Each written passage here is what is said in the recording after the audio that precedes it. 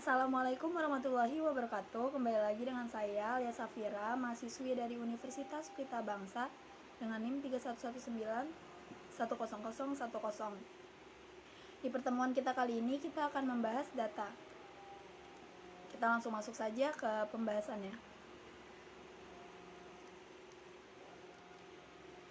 Data merupakan himpunan data yang merupakan kumpulan dari objek dan atributnya.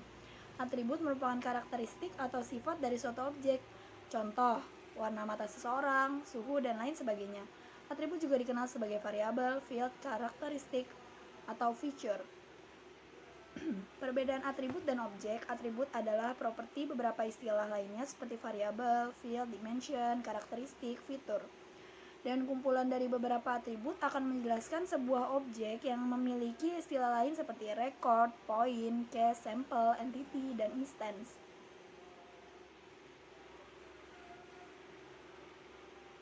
Kita lanjut ke tipe dari suatu atribut tergantung pada sifat yang dimiliki. Yang pertama, ada pembeda, distinctions. Yang kedua, urutan, order. Yang ketiga, penjumlahan, additional. Yang keempat, perkalian, multiplication. Dan ini adalah tandanya.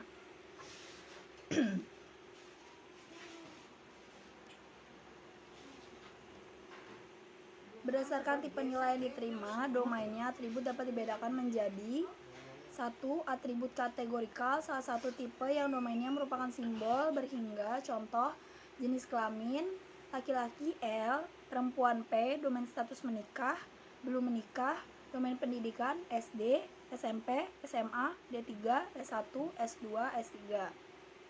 Yang kedua, ada atribut numerik. Domainnya berupa bilangan real atau integer, contoh umur dan gaji. Domain umur sama dengan domain gaji sama dengan bilangan real positif. Atribut numerik dibagi menjadi dua. Yang pertama ada interval, mempunyai sifat bahwa perbedaan nilai-nilainya sangat berarti, contoh tanggal, suhu dalam Celsius dan Fahrenheit.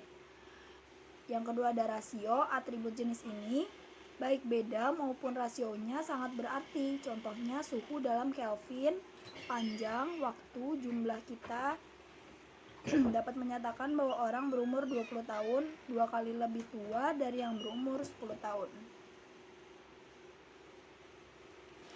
Kita langsung masuk ke atribut berdasarkan jumlah nilainya, dibedakan menjadi dua, yaitu ada atribut diskrit, atribut yang hanya menggunakan sebuah himpunan nilai berhingga atau nilai yang tak berhingga yang dapat dihitung, contoh zip code. Yang kedua, ada atribut kontinu, atribut yang menggunakan bilangan real sebagai nilai atribut, contohnya suhu, ketinggian, atau berat. Kita langsung masuk ke karakteristik umum himpunan data. Yang pertama ada dimensionality. Jumlah atribut yang dimiliki oleh objek-objek dalam dataset, data yang jumlahnya dimensinya kecil mempunyai kecenderungan berbeda secara kualitatif dibanding yang dimensinya tinggi. Kesulitan yang dialami saat berhubungan dengan data dimensi tinggi dinamakan curse of dimensionality. Untuk itu, saat tahap preprocessing dilakukan pengurangan dimensi, dimensionality reduction. Yang kedua, ada sparsity. Untuk beberapa dataset, misalkan data dengan fitur simetris kurang dari 1% mempunyai nilai tidak nol.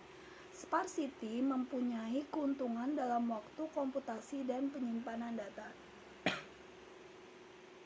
Yang ketiga, ada resolution.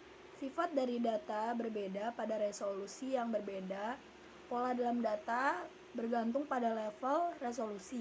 Jika resolusi terlalu baik, tidak ada perbedaan atau halus, pola menjadi tidak akan kelihatan. Jika resolusi terlalu kasar, pola juga akan menghilang.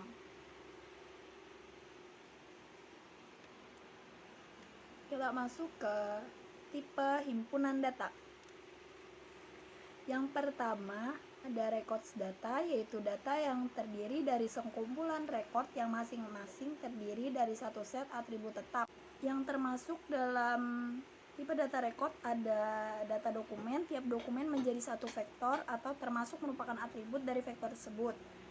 Yang ketiga ada data transaksi, merupakan satu set item, contoh jumlah pembelian seseorang pelanggan pada toko kelontong.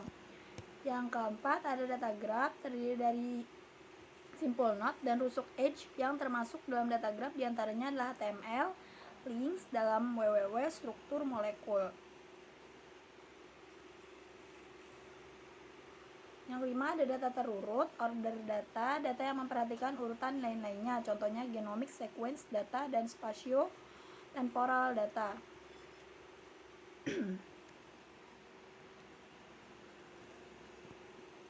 Permasalahan kualitas data ditinjau dari aspek pengukuran data dan pengumpulan data. Kesalahan pengukuran, measurement error. Problem yang umumnya terjadi adalah nilai yang catat berbeda dari nilai sebenarnya. Untuk beberapa tingkat pada atribut kontinu, beda hasil dari pengukuran tersebut dengan error yang masuk ke dalam kesalahan pengukuran.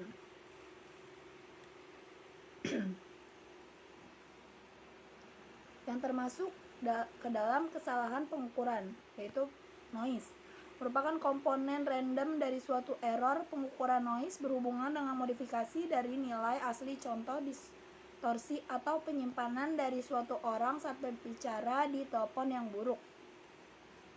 Yang kedua ada bias. Bias suatu variasi dari pengukuran dari kuantitas yang sedang diukur dengan pengukuran antara mean dari nilai kuantitas yang diketahui. Yang ketiga ada precision, yaitu suatu kedekatan dari pengukuran berulang dari kuantitas yang sama satu dengan yang lain. Yang keempat ada akurasi, suatu kedekatan pengukuran terhadap nilai sebenarnya dari kuantitas yang sedang diukur. Sekian pertemuan kita kali ini mengenai metode pengelompokan data mining. Mengenai data. Maaf jika ada kesalahan kata atau kesalahan penyebutan nama judul yang sedang kita bahas hari ini, dan ada pengucapan yang kurang berkenan di hati. Semoga bermanfaat. Billahi taufik wal hidayah. Wassalamualaikum warahmatullahi wabarakatuh. Sampai bertemu ya di video-video aku selanjutnya. Terima kasih.